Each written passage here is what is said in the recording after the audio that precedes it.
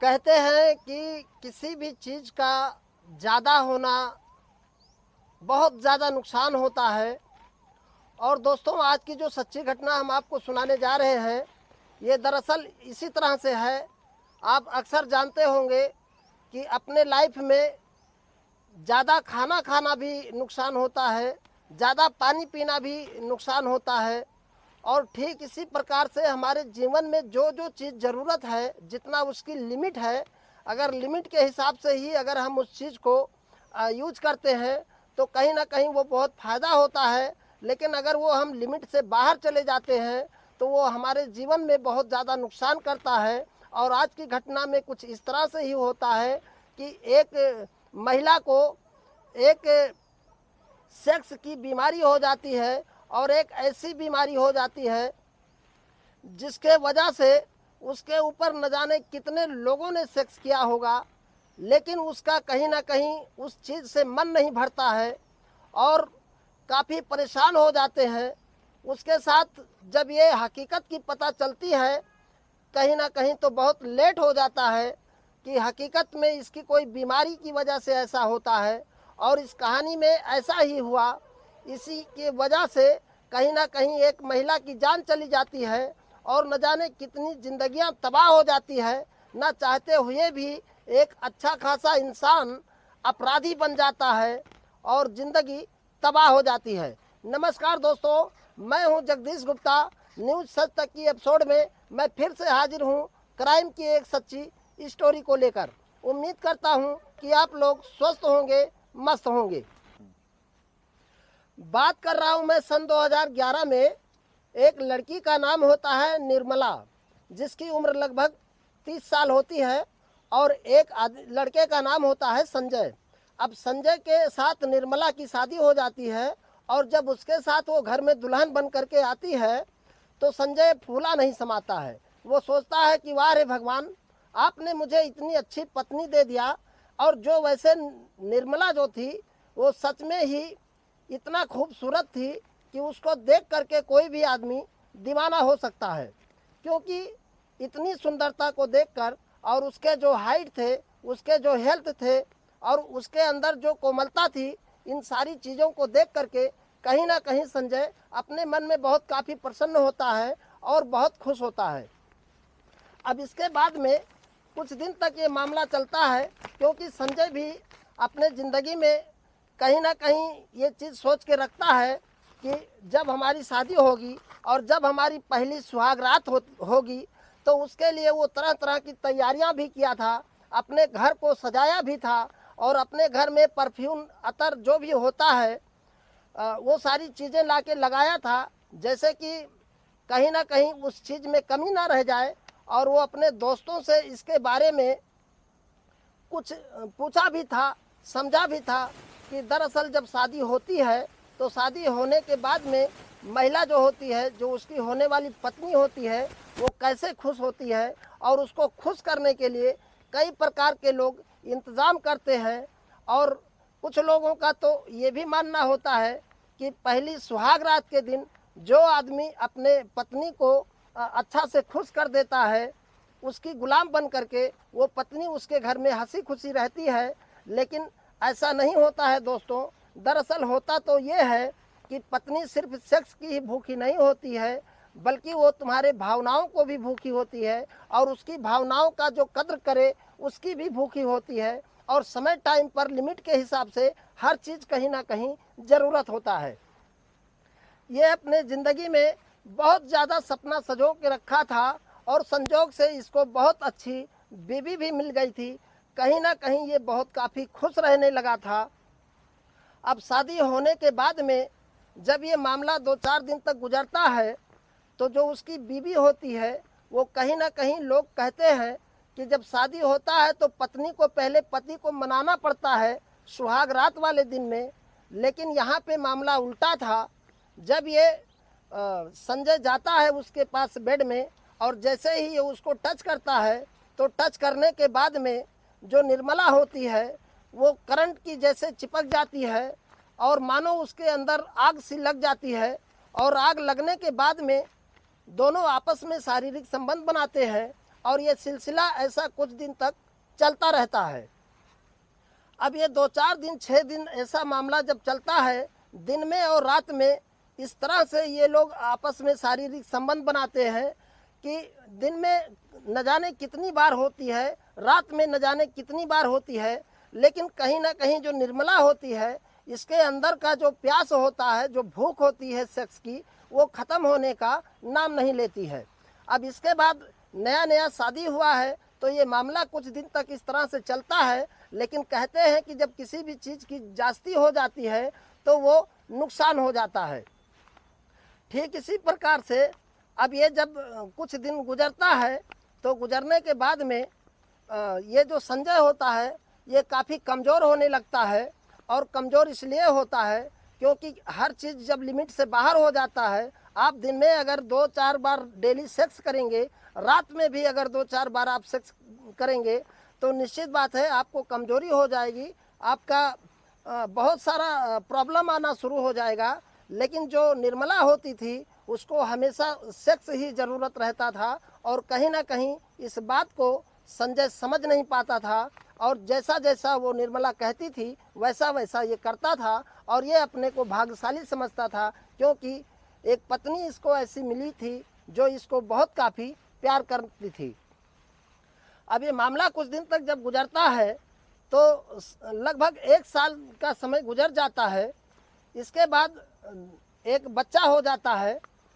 इसका संजय का एक बच्चा हो जाता है। तो बच्चा होने के बाद में संजय थोड़ा सोचता है कि शायद अब कुछ जिम्मेदारियां बढ़ गई होगी, इसलिए जो निर्मला का सेक्स करने का जो सिस्टम है या जो इतना काफ़ी ये इसमें बिजी रहती है तो शायद अब कुछ कम हो जाएगा, ऐसा उसको अनुमान लगता है। लेकिन ऐसा कुछ नहीं होता है। जब ये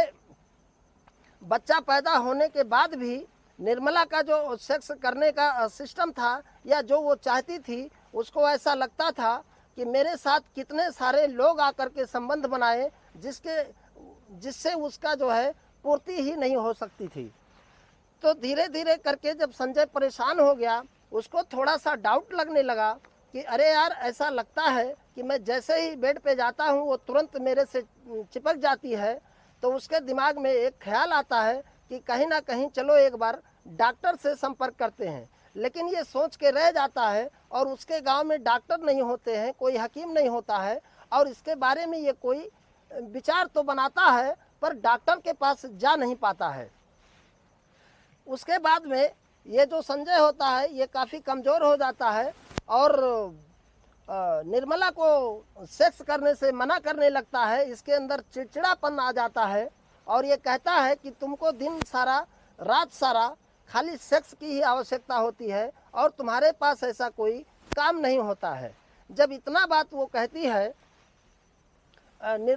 संजय जब इतना बात निर्मला से कहता है तो निर्मला उसको एडवाइस देती है और कहती है कि तुम एक काम करो, तुम्हारी अगर कमजोरी है या तुम्हारा कुछ प्रॉब्लम है तो तुम एक डॉक्टर के पास चले जाओ और वहाँ से सेक्स की दवा ले लो, शायद उससे तुम्हारा कुछ काम बन जाए। अब ये जाता है और एक शहर में वहाँ से दवाई लेके आता है और दवाई खाने के बाद फिर से ये अपना सेक्स जिस तरह से वो पहले कर रहा था उससे थोड़ा सा कम है, लेकिन दवा के असर में इसका काम थोड़ा सा चल जाता है। अब इसके बाद में धीरे धीरे कुछ दिन का जब समय और गुजरता है तो अब एक बच्चा हो गया। अब बच्चा होने के बाद में थोड़े खर्चे भी बढ़ जाते हैं और पैसे की इनको कुछ तंगी भी होने लगी। तो निर्मला उससे कहती है कि तुम एक काम करो, मेरा कहीं एक जगह पे जॉब लगवा दो जहाँ पे हम भी कमाएंगे और तुम भी कमाओगे। इसके बाद ये जो संजय होता है एक स्कूल के ऑफिस में माली का काम करता रहता है और वहीं स्कूल में ले जा कर के निर्मला का नौकरी लगवा देता है। अब निर्मला जैसे ही वहाँ स्कूल में जाती है और जाने के बाद में वहाँ पे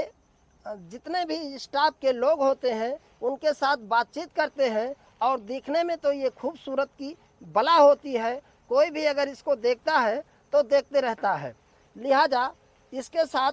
कुछ लोगों के साथ वहीं स्कूल में जो स्टाफ होते हैं उनके साथ दोस्ती हो जाती है और वो दोस्ती कब शारीरिक संबंध में बदल जाती है पता ही नहीं चलता है। अब ये धीरे धीरे न जाने इसके कितने लोगों के साथ दोस्ती हो जाती है और कितने लोगों से शारीरिक संबंध बना लेती है। इसके बाद जब ये खबर संजय को चलता है तो संजय इसको नौकरी को छुड़वा देता है और घर में ला करके इसको काफ़ी भला बुरा कहता है और कहने के बाद में बहुत काफ़ी डांटता समझाता भी है। लेकिन ये कहती है कि देखो मेरा ऐसा कोई मकसद तो नहीं है कि मैं दूसरे के साथ शारीरिक संबंध बनाऊं, लेकिन तुम्हारे अंदर जब वो चीज़ नहीं है जो मुझे ज़रूरत है, जितना मुझे ज़रूरत है, तो मजबूरी हालत में मुझे दूसरे लोगों के साथ में सेक्स करना पड़ेगा। इतना बात जब ये सुनता है तो इसका दिमाग खराब हो जाता है और ये दिमाग खराब होने के बाद में घर में ना तो ये बात किसी से कह सकता है और ना ये अपने किसी के पास जा सकता है। मतलब ये इस तरह का ये मामला है कि जो किसी से कहने में भी शर्म आती हो और बताने में भी। लिहाजा ये घर में रह रह करके जब कुछ दिन और गुजरता है और संजय उसकी पूर्ति नहीं करता है, जब उसके साथ सोने से मना करने लगता है, तो निर्मला को कहीं ना कहीं उस चीज़ की भूख बहुत काफ़ी होती है और वो अपने गांव में जो उसके मोहल्ले के लड़के होते हैं कम उम्र के, उनके साथ में दोस्ती करना शुरू करती है और दोस्ती करने के बाद उनके साथ भी शारीरिक संबंध बनाना शुरू कर देती है। अब इस तरह से जब मामला चलता रहता है तो कुछ दिन के बाद में एक दिन का इत्तेफाक ऐसा होता है कि एक लड़का आता है और इसके रूम में लगभग 13 साल का होता है और इसके रूम में पहुंचता है और उस दिन संजय कहीं बाहर गया होता है और ये दोनों शारीरिक संबंध बना रहे होते हैं और उसी टाइम में ये लड़का एक 13 साल का जो निर्मला के साथ में शारीरिक संबंध बनाते हुए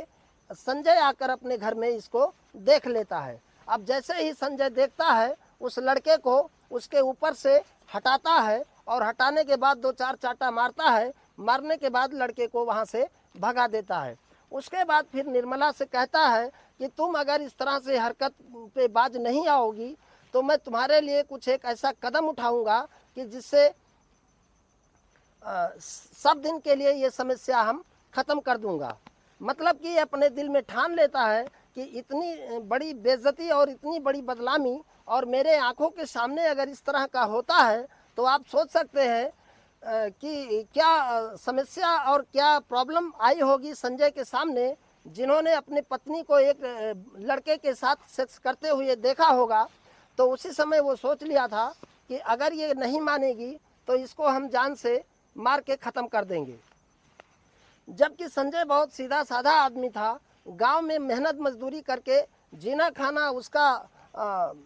काम था। वो बहुत बड़े सपने नहीं देखा करता था, ना ही वो बहुत बड़ी बड़ी बातें सोचा करता था। वो तो खाली बस इतना ही सोच रहा था कि हमारी ज़िंदगी मेहनत मजदूरी करके ही अगर चलती रहे तो हम अपने लाइफ में अपने बीवी और बच्चों के साथ बहुत ज़्यादा खुश रह सकते हैं। लेकिन जब इतनी बड़ी समस्या सामने आ जाती है तो इसके बाद में फिर ये जब मामला इस तरह से निर्मला करती रहती है, बस एक दिन ये जाता है घर के अंदर में खाना पीना खा करके, जब सारे लोग सोने के लिए जाते हैं और जैसे ही सेक्स करने की बात निर्मला संजय से कहती है तो संजय तुरंत वहाँ से एक लोहे का राड उठाता है और उस राड से उठाकर 3-4 राड मारता है और वहीं घटना स्थल पे ही उसकी मौत हो जाती है। अब ये 4